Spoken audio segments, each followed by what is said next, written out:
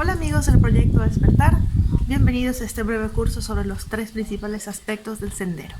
Hoy continuamos con el verso número 2 y dice así: Oh, ustedes que no están apegados a los placeres mundanos y que esforzándose en dar un sentido a esta preciosa existencia, se entregan a la vía que regocija a los vencedores, oh afortunados, escuchen con atención. Este verso es muy interesante porque esconde muchos tesoros. Cada línea tiene muchos temas que están escondidos, que forman parte del sendero gradual, pero que los está incluyendo en este verso. Y así funciona todo el texto.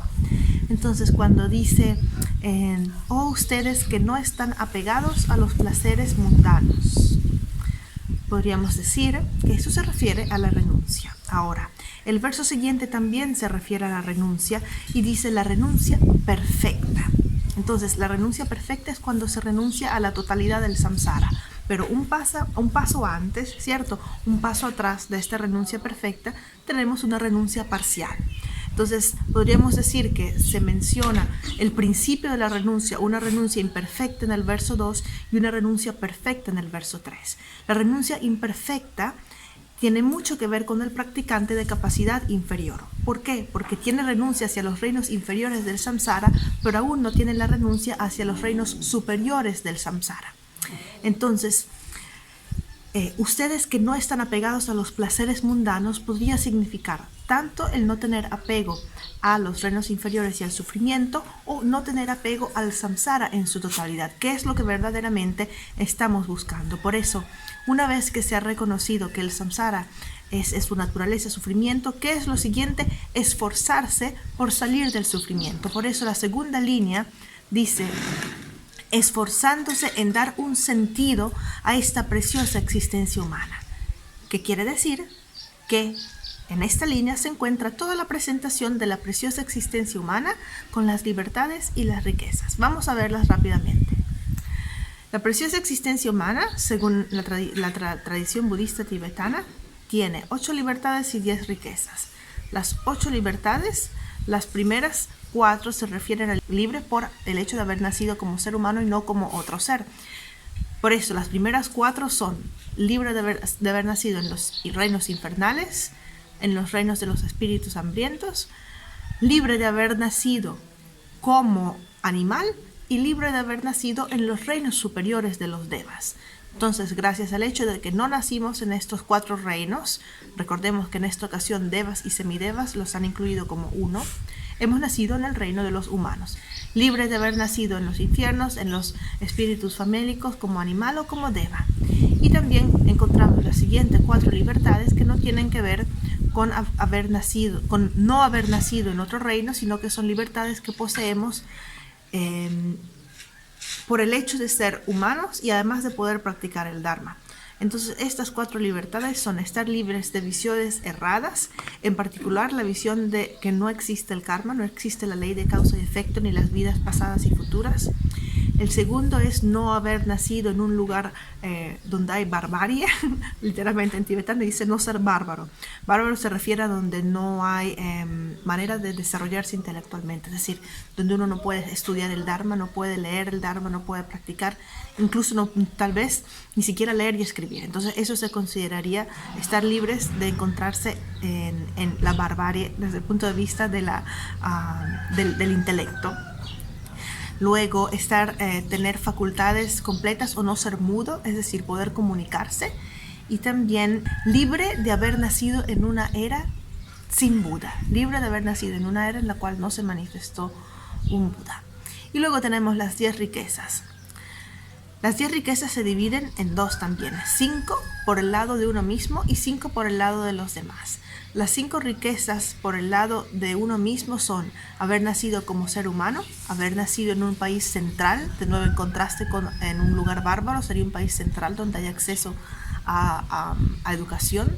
El tercero, haber nacido con cualidades completas, con los sentidos que nos permiten percibir los objetos de las esferas externas e internas. Luego, tener medios aceptables de subsistencia, es decir, no estar creando constantemente un gran karma negativo a través de nuestros medios de subsistencia, y tener confianza en la enseñanza, es decir, tener cierta inclinación hacia seguir el Dharma. Luego las 5 riquezas por el lado de los otros, es decir, que no dependen de uno, sino del momento en que uno existe.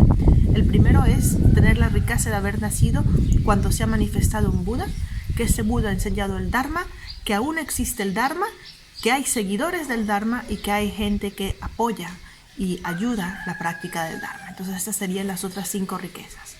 Las repito: la primera, que ha nacido un Buda; la segunda, que este Buda ha enseñado el Dharma; la tercera, que aún existe el Dharma en nuestro tiempo; la cuarta, que hay seguidores de este Dharma; y la quinta, que hay personas que apoyan, que hay apoyo hacia la práctica, que es posible practicar.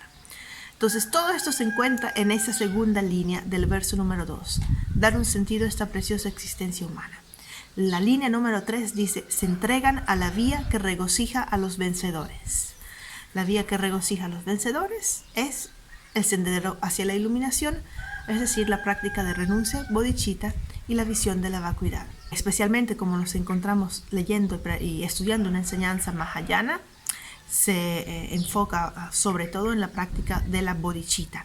¿Y por qué la bodhicitta es la vía que regocija a los vencedores? Porque una vez que uno tiene bodhicitta va directamente hacia la iluminación, es decir, no hay vuelta atrás, no se va a quedar uno en la liberación individual, sino que va por la iluminación. Y eso es lo que regocija a los budas, ¿cierto? Porque ellos quieren que todos los seres puedan obtener la iluminación.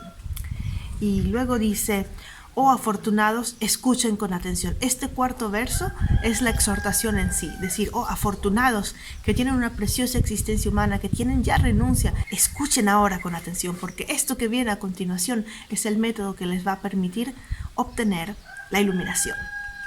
En este verso también, como se refiere a la renuncia, ¿cierto?, a abandonar el apego a los placeres mundanos y a la preciosa existencia humana, tenemos en la exhortación, en este verso total de la exhortación, incluidos también lo que sería en el sendero gradual, estar libre de los 3 defectos del estudiante.